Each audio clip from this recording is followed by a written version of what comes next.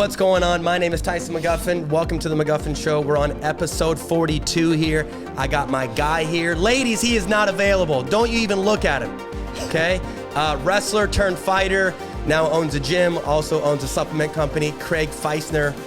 What is going on, brother? Thank you for having me on, Tyson. It's a good-looking shirt there, man. I'll tell you what. One of the best. Schmedium. Yeah. Ladies, that is a schmedium. Yeah, I had to do 100 push-ups before this just to fill it out. So. Oh, Craig, I met you about a month ago. Yep. Yeah. You own CDA One-On-One Fitness. How long have you owned that? It's about 2 years now. Okay. So, yep. Started over COVID, I hear? Yes. Yeah. So as soon as COVID hit, I came from a previous gym. And then I needed a new go-to spot for all my clients. I had about 15 clients at the time.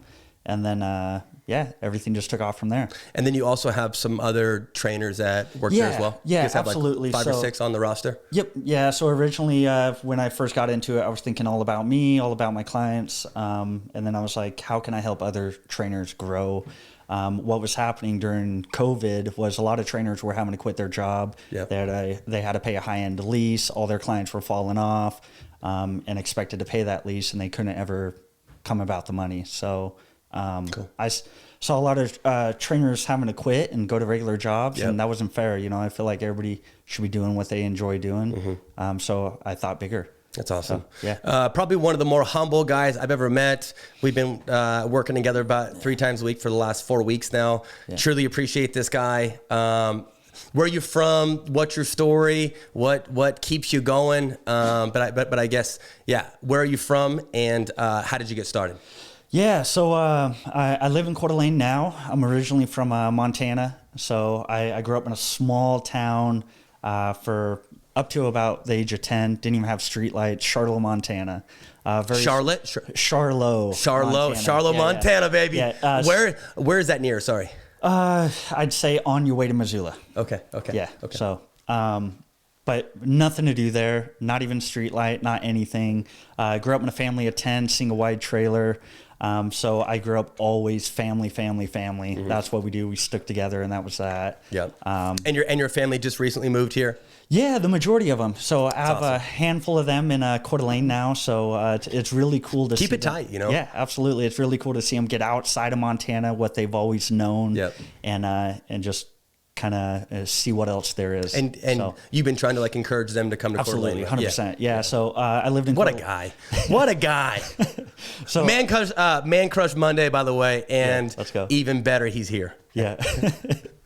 So I lived in Coeur d'Alene for a good year, and then I started talking to my brothers and whatnot. And I was like, hey, I think you need to really get over here, change your whole life and whatnot. And he came over here, introduced him to some awesome people. And then ever since then, he's been debt-free, owns different businesses, and changed his life completely. So cool. Yeah. And then when did you start wrestling in Charlotte? Young. So actually, I didn't start wrestling until about 10. So I started a little bit later. I had older brothers that were wrestling before me, so I was around the sport already. Yep. And then being a family of 10, second the youngest, I mean, you're always getting in fist fights or wrestling with the brothers. Oh, yeah. And you didn't want to be the brother that always cried. So I know how that feels, man. I was the youngest of 7, you know? Yep. Yeah. I got fight your way out of it. Seriously, I got beat on quite a bit, but it was in a healthy way. I mean, they always told me, we're just trying to make you tough, Hey. So I took that to heart. I mean, I was like, wow, okay. I believe this. That's cool. One day I'm going to be tough. Yeah, exactly. One day I'm going to be tough. Yeah. Looking for a fight, baby. Yeah, let's go. Looking for a fight. Yeah. And then where'd you go to college? Did you go to college? Yeah, North Idaho College. Okay. So I lived in Charlotte for up to about 10, and then we moved to Polson, Montana, Flathead Lake there. And that's kind of when everything started for me. I never played a sport until then. First sport, T-ball. I was one of the best. Oh yeah. But I was too good, so I needed something more. I was too good. Yeah. So T-ball stud at 10. Watch out. Let's go. Love it. So I transitioned to wrestling, and wrestling was that first sport for me, and it was my first love, I guess you could say. What did you love about it?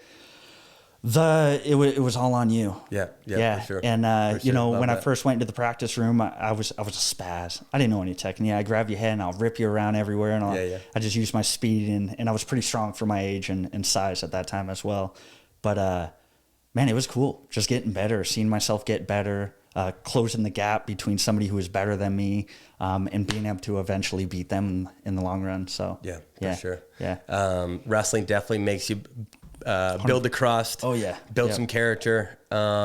Something I always tell people is that wrestling is like the true sport where like you have to hate it to actually love it, you know? Yeah, like seriously. there's like, you have to like love the suffer to actually love the sport, you know? 100%. Yeah. But, okay. So you grew up wrestling, wrestled in high school. How'd you do at high school? Did you win state? Did you place at state? You know, so I did very well in high school up until we got to about state. And then I'd always lose to about the same kid every single year. Okay. It was a mindset thing. Looking back at it now, you know, it wasn't that the guy was any better than me. It was complete mindset. But it is what it is. You know, I took my losses as victories as well. I grew.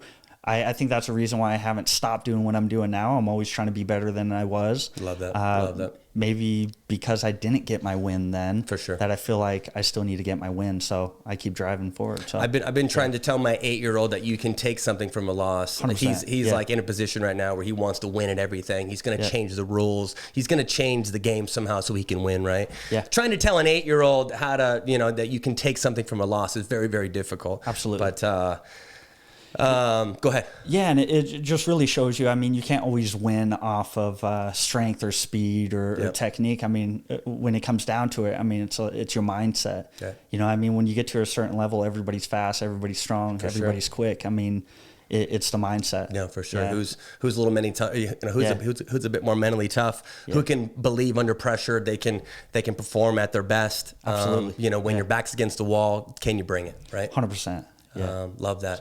So. Okay. So, and then after high school, went to college, went to NIC. Yep. Yeah. Yeah. So, went to NIC, did a little bit of wrestling. I just redshirted. College was very interesting for me. You know, so I came from, you know, not the wealthiest family, came from a single wide trailer, moved there, found wrestling, started accomplishing some things. But when I made it to college, I never felt like I should have been there. I like, it was a mindset thing, right? Okay.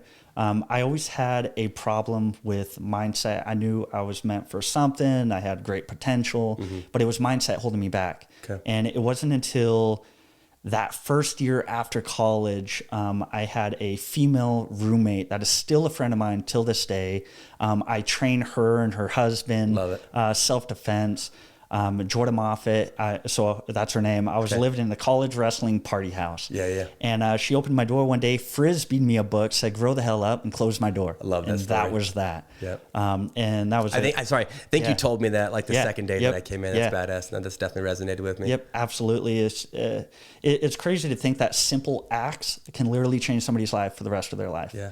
And I think that's what's always been my drive is knowing that you can have impact on others' lives. Yeah, for sure. So, how many times do you work with people and figure out that just their mindset is wrong? That's like they're not able to grow. They're kind of in like this plateau. But it all comes down to just mindset. I mean, do you meet a lot of people that just have the wrong mindset? 100%. Yeah, absolutely. And it's not like they even know that they have a lack of mindset. Of course, I mean, you don't know what you don't know, and sometimes it takes you seeing it to know that you can go a little bit further. So and that's kind of something I work on with a lot of my clients is not only like the strength and conditioning side of things, but the mindset as well.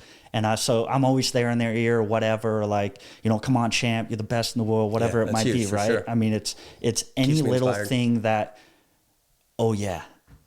I am the best in the world. Let's push a little bit harder, you know, stuff like that. So, yeah, for sure. Yeah. Something I just recently told you was that my mindset with, you know, some of the better players, like I tend to kind of over respect these guys. And so, you know, my new mindset is just bringing in like a little delusion, not seeing them as up here, you know, kind of keeping an even keel. But mindset is huge, man. Absolutely. You know, whether it's going into a job interview, life in general, how you parent your kids, how you are as an athlete, you know. But something I do know is that it's tough to believe you can beat the higher level people if you over respect them. You know, so they put their undies on the same way that I do, Craig. They put their socks on the same way I do, baby. Imagine that. You know, of course. Yeah. So, but mindset, I would say in the last year and a half, just with how consistently I've lost to a couple players, has definitely kind of held me back. So, so we're definitely working on that. But Truly appreciate this, man. Wow. And then Craig, tell me about your other businesses, things you kind of have going. Yeah, so we have the #1 go-to spot in Coeur d'Alene for one-on-one personal training. Yep. It's appointment only, so you see a lot of everybody in there. But you see a lot of like business owners and whatnot in there as well. We have about 5 different trainers that all are certified, specialize in what they do. We treat it very professionally. You show up, we're in uniform. Yep. I mean, it's you and your trainer, and you guys just kick butt. You create the program, and you get done. Yeah. Love it. Craig, tell me on a weekly basis, how many clients you think with your 5 trainers roll into CDA One-on-One Fitness? Okay, so me personally, not counting my online, probably about 30 to 40. Yep. But with all the trainers, they're easily probably over 100. That's awesome. So, that's awesome. Yeah. Cool. Yep. And then you have your online business as well. Yeah. So we created and developed an online training platform just due to the fact that there was a lot of people outside of Coeur d'Alene that wanted to train with me that were, say, from Montana. And then I was just booked out in person. For sure. So I kept capping myself off. Right. So I had to think of another outlet where I could bring on more clients and help more people, more of an impact. Right. Which is really cool. I mean, you get a lot of attention with my online training. You get your own app, your own nutritional guidance. It keeps and holds all your progress, all your lifts, if you're going up, going down. Love that. Tracks all your pictures and the history and whatnot. I show you, what to do on what days, how many reps, how many sets, a demonstrated video. It's like I'm there with you. I'm just not there with you. Love it. It's constant communication, I guess you could say. I mean, we talk on the daily multiple times. So, Yep. And how can people find that? Yeah, so just look at my Instagram, maybe send me a message. Typically, I tell everybody send me a message, go time, and that's kind of that's how I know that you want to be in on the online training. So and show us what your recent tattoo is. Let's go. Go time, baby. Right Come there. on. Go time all the time. Yeah. Go time all the time. Yeah. Hey, if you don't mind, tell me the story in high school. You'd show up in your wrestling shoes. Come on, baby. Yeah. The viewers need to know all this. This guy is literally just built on hard work. Yeah. Truly appreciate this guy. But anyhow, yes. Tell us just what you should show up to high school in. Yep. So and a lot of people who went to school with me that might listen to this, they can confirm this for sure. But I used to wear sweatpants every single day, no matter what. And then I'd wear shorts under my sweatpants. Ready to go. A lot of the time I wear my wrestling shoes. I just felt like a ninja in them. And I figured if I was like to be on the mat and I want to be the best in wrestling shoes, I need to be everywhere with my wrestling shoes on. Oh my God, I love it. Yeah, and people would just be like, "Why you wear shorts under your sweats?" And I would just tell them, "Don't worry about it. Go time anytime. Go time anytime. I'm always ready." But really, that probably started just because I was 98 pounds, super skinny. I wanted to wear 2 shirts. I was wearing double socks. I was wearing double. People needed to know I was a big dude. Size up a little bit. Yeah. But yeah, no, really, go time anytime. I'd always get in trouble. I'd ask to go to the bathroom. They'd catch me in the weight room hitting pull-ups. Yep. Or man, I remember math class, I wouldn't even bring my backpack. I'd bring a water bottle and a hand clamp. And man, I would sit sideways because it had the desk, the bar, the seat. I'd sit sideways and break a sweat every class. I had it down. So it doesn't get harder than that, baby. No, Come on. It really doesn't. So I'm ambidextrous. I'm left-handed. Love it. Anytime I'm in class, I work out my right hand. Anytime in between class, it's always in my left hand. So pure dedication. Yeah, I pure freaking dedication. I broke a lot of hand clamps in my days. So, yeah, that's awesome, man. Yeah. And then you were telling me, like, when you first started your business over COVID, you're working 60, 70-hour weeks there from 5 a.m. till 10 p.m. Yeah. Dude, love the hustler story. Yeah. You know? Yeah, so originally when we opened up, there was a lot of remodeling to do as well. So any little chance I had in between clients or whatever, I wasn't getting home till about 10 to midnight. That's what it freaking takes. Yeah, absolutely. I mean, it was go mode, and at that time I was the only trainer, so I was like, if anybody's going to get the word out there, it's going to have to be me. Yep. So get as many people as I possibly can in the door. I had super cheap rates just to get these people through the door. Tell me, what was your rates early on? Come on. I was doing $25 an hour. Come on, it doesn't get better than that. I love that. Yeah, and I was still probably giving people deals. Right. I just knew I needed people in the door. Yeah. So that's cool, man. That's cool. shows who you are as a person, shows who you are just with your character, shows how transparent you are. I love that.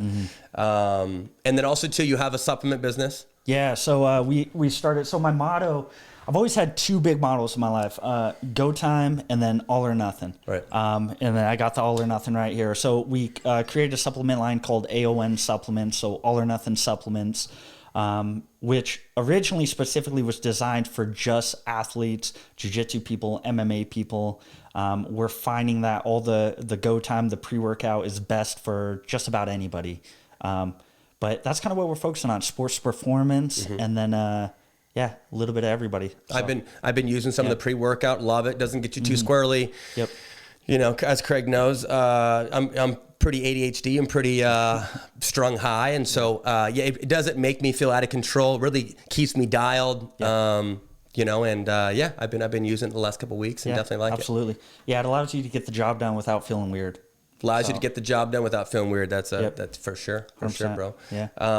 And then also too, you used to work with some fighters. You used to fight yourself. If you don't mind telling the viewers just kind of what your fighting career was like, and then I guess who you've worked with, just as far as absolutely. Yeah. So ever since young, it was never wanting to be a firefighter or a police officer or anything like that. It was always to be a professional boxer. I don't know what it is, but I always drew boxing gloves, the classic red boxing gloves. I was just obsessed with boxing. My dad, he's 72. You know, he always sat me down. You know, I watched the Mike Tysons, Robert Duran's, Muhammad Ali's, Sugar Ray, all of them. So I was watching a lot of the classic boxing. And I was just obsessed with it. But growing up in such a small town, you had no gyms around, no nothing. So, and I think that's why originally I started wrestling, because it was the first contact anything that I could get my hands on. Okay. But we used to do just a bunch of garage boxing. I had a buddy whose dad was a cop, and he let us just kind of throw down in his garage. Okay. And then we'd go. This is back in Montana? Yeah, back in Montana. Okay. So we'd go to school and we would find like opponents. Okay. No bad blood. It was more like, hey man, you know, like, do you want to spar? Whatever. Yeah. Shake hands at the end of it. We're all friends. Everything's good. But that's where I really started focusing in on boxing and stuff like that. I just studied Mike Tyson. I was obsessed with him. Yeah. Any book report or anything was on Mike Tyson. Cool. Yeah. So, dude, is that true? Is that true? The story about Mike, how he would have intercourse like before his fights, because he felt like if he didn't, he would like kill the guy. I don't doubt it, man. Yeah, I mean, it's crazy. The guy was just a savage, dude, a complete savage. I mean, scary man, most dangerous man. Yep, absolutely. You know? And I was just talking to somebody about Mike Tyson last night, and what's cool about Mike was that he was so real and so upfront that during that time he was one of the only ones doing that. Yeah. But nowadays you got everybody trying to do that. Yeah. But that's what makes Mike so special. And then he would just back up every word. For sure. So yeah, he was a scary man for sure. Scary man, dude. Some of those interviews were wild. Mm-hmm. But yeah, so that led into another. Eventually, got in the wrestling, got in the MMA, got in the jiu-jitsu. Yep. I trained under one of the greats, Pablo Alfonso, good friend of mine now. So we went undefeated as an amateur, undefeated as a professional, 17-0 in jiu-jitsu. Under his wing, I never lost anything. So, yeah. So savage. Yeah, he was really good, like-minded, just like me. He was all about mindset as well. You know, it's when you click with an instructor, when after class he's sitting there telling everybody to listen to Tony Robbins or something like that. It was like, damn, I like that. That's cool. Like these people don't even know who that is, but I know who that is, and like that makes me appreciate you that much more. Right. Because like you're trying to feed you're trying to give us a growth mindset here. Yeah. So yeah, I really like that about him. Mm-hmm. And then once COVID hit, I was doing great with all the MMA. We had the Contender Call. That was my life. I trained 3 to 4 times a day. What's the Contender Call? The Contender Series. Okay. Yeah, Contender Series for UFC. Yep. Yeah. Okay. So you fight for the contract for the UFC there. Yep. And did you turn that down? Yeah, we never did. I just opened the business. I was kind of fighting a little hernia. Okay. COVID hit, and I was running 10 miles every single day. And then easy 10. It ended up being an easy 10, which was weird because now I look at 10 miles. I'm like, okay, all right, yeah. But COVID hit, and then there was no fights in the area. Nothing was happening. we were still doing training, but then we had to hide the training. We couldn't even show that we were training. It was an interesting thing. And, at home, I got kids, I got a wife. I need to do what's right and step up as a man. And I started taking my training just a little bit more serious, because at that time, training was just a side thing to allow me to train full time. So the most clients I would even take on was 15 clients, so that I could train 3 to 4 times a day. And you have 3 kiddos? Yeah, 3 kids right now. 3 kiddos. Yep. Beautiful wife. Met Lindsay. Lindsay works with you. If you don't mind telling the viewers, where did you meet Lindsay at? Okay, so funny. I met Lindsay online. So I used to be a freak about Instagram following, knowing I needed to get my name out there. Right. I mean, real quick before I get to that, I take it back to the college days. I would specifically go to the mall just to get Instagram followers. I see anybody. No way. Not even joking. See anybody on their phone. I'm like, hey, what are you doing? You should check me out. My Instagram. And I would just get followers like that. I'd on average get probably about 7 to 10 followers anytime I went. Pure hustle. This one time I worked out at a gym and they gave away free week passes. So I took all those passes, went and bought a labeler, put at Craig Feistner, went to college parties, handed that out. Eventually I had a girl there. She's like, hey, follow me. And I was like, I don't just follow anybody. I was like, I'll tell you what, you go around, you get everybody to follow me. I'll follow you. The whole entire party, all I hear is, are you following Craig? Are you, it was, I'll never forget that moment. Is this an NIC? This is an NIC. Okay. Yeah. So, NIC is North Idaho College, by the way. Yep. Yeah. So that was the first time. I had a lot of friends that had a big following, and I was new to Instagram, and I thought at that time it would be cool to have a lot of followers. So I was like, all right, let's hustle and see what I can do and do that. But that's funny. I downloaded. I hate to say this, whatever, but I downloaded Tinder. And I would accept everybody, green light everybody, boom, boom, boom, boom, boom, boom, boom, boom. Copy, paste, same message. Hey, this app's not for me. You want to follow my journey or anything? Follow me on Instagram. I'm not looking to date. Just follow me on Instagram. I was a bad man, but I was a hustler. I had a reason for everything. And I said, why not? It's free marketing, free everything. It's the definition of hustle. Yeah. And then Lindsay was that only person that I actually had a conversation with. Okay. And then everything led from there. Cool. She worked at a coffee shop. Yep. I always wanted to go to the coffee shop. I used to be obsessed with reading. I'd go to the resort every day for an hour and just read, take notes, everything like this. So anytime I saw coffee shops, I was always like, maybe that's a good spot to go read. So anytime I drove past the place, Coeur d'Alene Coffee Company, I'd see people with laptops, stuff like this, and I was already success-minded, and I was like, damn, maybe I need to get around these type of people. I see like people in suits or whatever. Right. Anyways, I went in there, met her, got her first coffee. It was like the most expensive coffee I've ever had. I feel like it was like $12. It had pepper in it. So she take a sip, get a little pepper in her tea. Yeah, right. No, but no, that's kind of where I met Lindsay and everything like that. And it's amazing. You would think like a dating app, who are you going to meet, right? Yeah, right. And that mindset. The only reason I didn't dig into that stuff is I met a wealthy man one day, and he said, "You attract not what you want, but you attract who you are. And if you're out and about messing around, chances are so is she. And if that's what you want, then that's what you're going to attract." And so I always thought like a dating app like that was for that reason. So it was always weird for me to ever meet up with anybody, but she was different. She was already a mom at that time. She was very mature. It was cool. I remember the first time I meet her, the green eyes, the big curly lion hair. Yeah. It was just awesome. I knew right then and there when I walked in and I saw her, I was like, yeah, I think this is something. I love it, man. Yeah, love it. It was a special moment. Green eyes and curly hair. Yeah. That's too funny, man. Cool, brother. She's a beautiful lady. She actually trained my wife this last Friday, and my wife's lower extremities are very, very sore.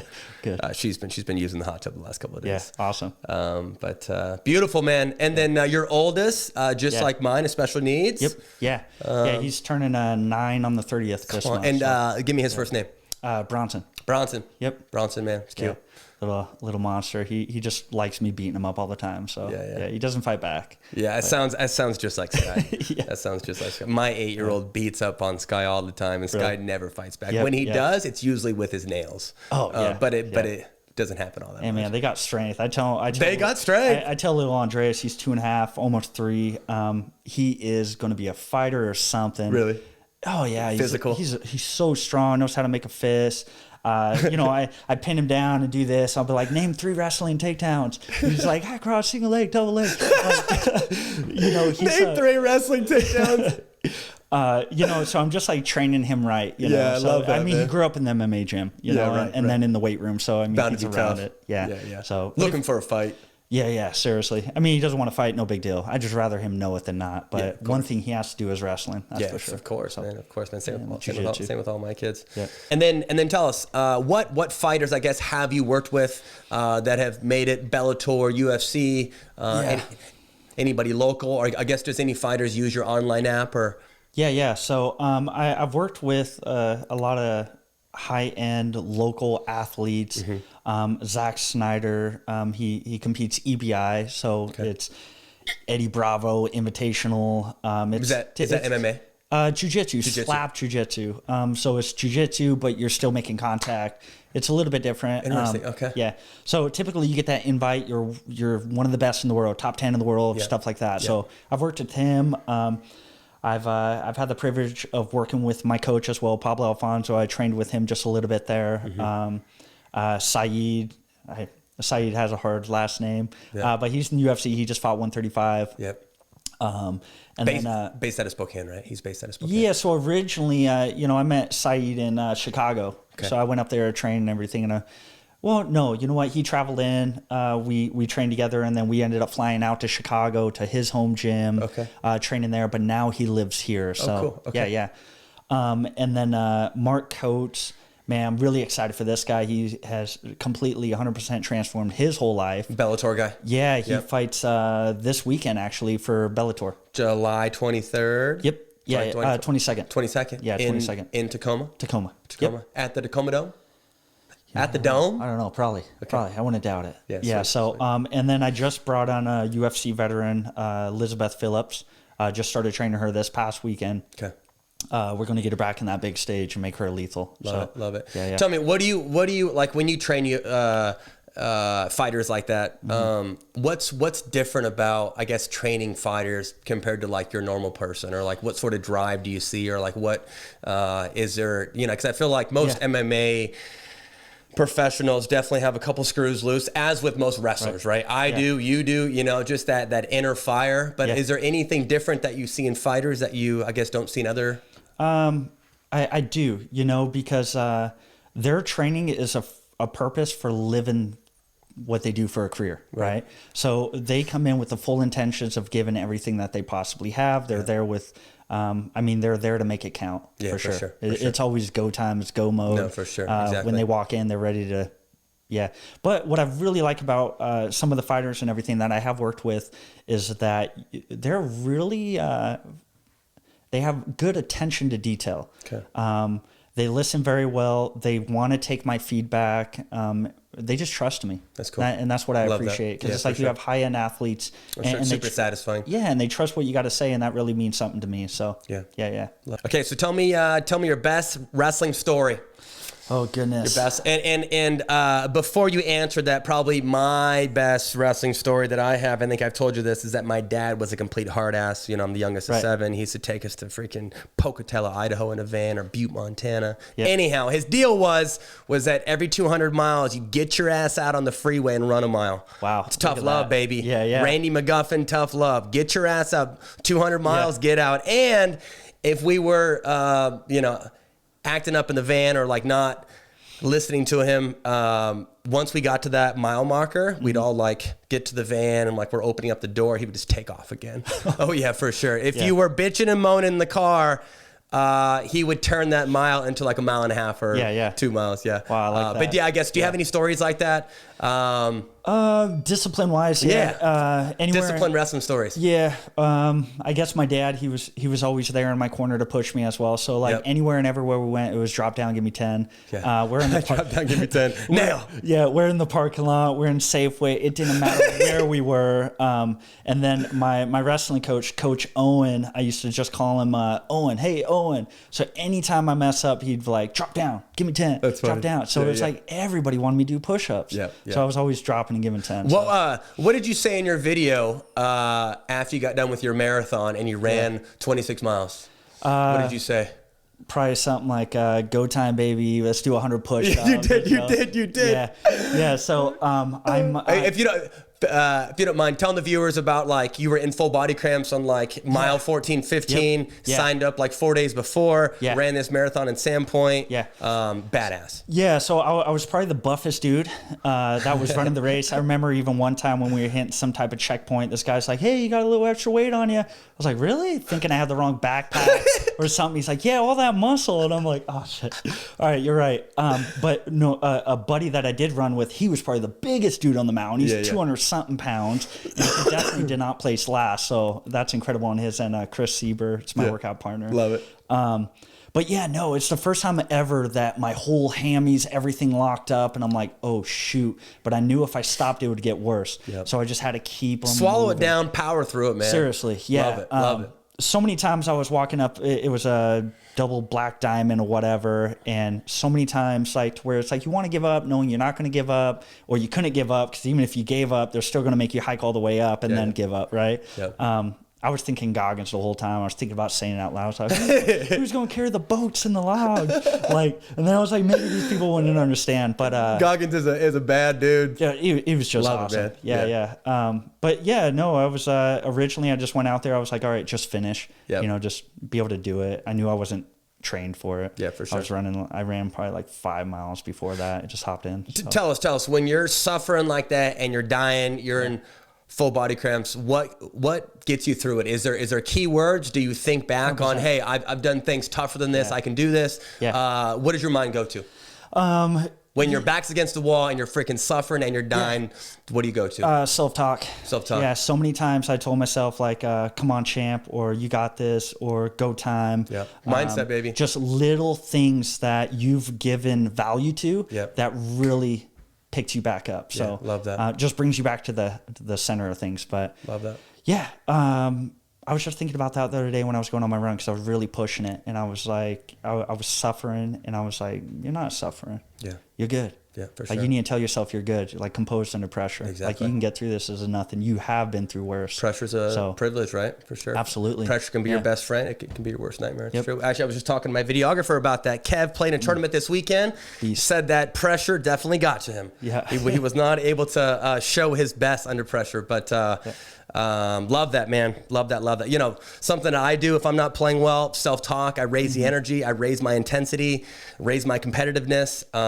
But self-talk goes a long ways. 100%. Positive reinforcement, little keywords like that. I'll even take extra time with my like routines, like on my serve or on my return, but little ways to kind of buy myself time and wash all that stuff out. Absolutely. Yeah. I think self-talk is very important, even on the outside of sports and just in life. Yeah. When you're having a bad day, it's like, you know what? I know where I'm at and I know where I'm headed. It's okay. You're going to get through this. So know where I'm at, know where I'm headed, baby. Yeah. Cool, brother. So it looks like you got a couple tattoos there, bro. Yes. If you don't mind, tell us what that badass tattoo is on your thigh there.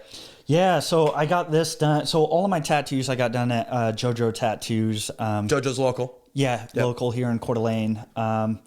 Real good people. They sponsored me for many years. They do great work, and I just like to give them my support. But they did this one right here. So I got a stallion horse. And then a cage octagon right behind, fight named Stallion. So it went well. Yeah. Originally, I was going to put something like this either on my shin or on my back and then down my spine saying Stallion. Yep. But I ended up chicking out and going on the thigh. So love it. Yeah. Does the thigh hurt, by the way? Not bad. Okay. No, this took about 5 hours, and then about towards the end, they came out with some like numbing cream, and I was like, oh, I didn't even know that was a thing, but that helps. Lidocaine. Yep. Yeah, for sure. I got my chest done, as you know, last week, and I definitely used a decent amount of lidocaine. Yeah, seriously. It's funny. He was like 3 inches from my nipple, and it felt like he was right on my nipple. Oh, like, it was so spicy. Yeah. But swallowed that stuff down. Yeah. Bro. That go time, I got all or nothing. I can, I will, I must. I wanted 2 tattoos that, I got Arnold, can't climb ladder of success with your hands in your pockets.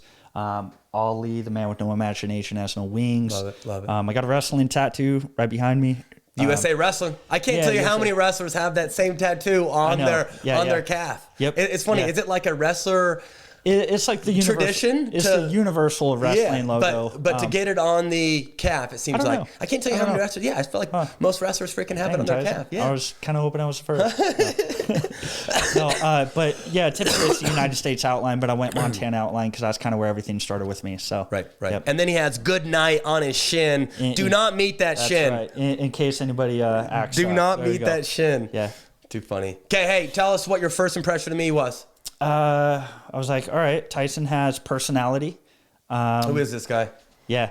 No, energy, man. I liked it right away. You know, you came in with personality. You've only ever shown great respect. You're a very likable guy. Thanks, bro. Appreciate that, man. Yeah, and you got work ethic. You're probably the only person I've ever worked with that doesn't get tired. Okay. So, get out of here. The gas tank is endless, baby. Yeah. Gas tank is endless. So, Thanks, but bro. no, very likable guy, and you have a really good work ethic, and it really shows why you're one of the best in the world. So thanks, bro. Appreciate you, man. Absolutely. Appreciate you.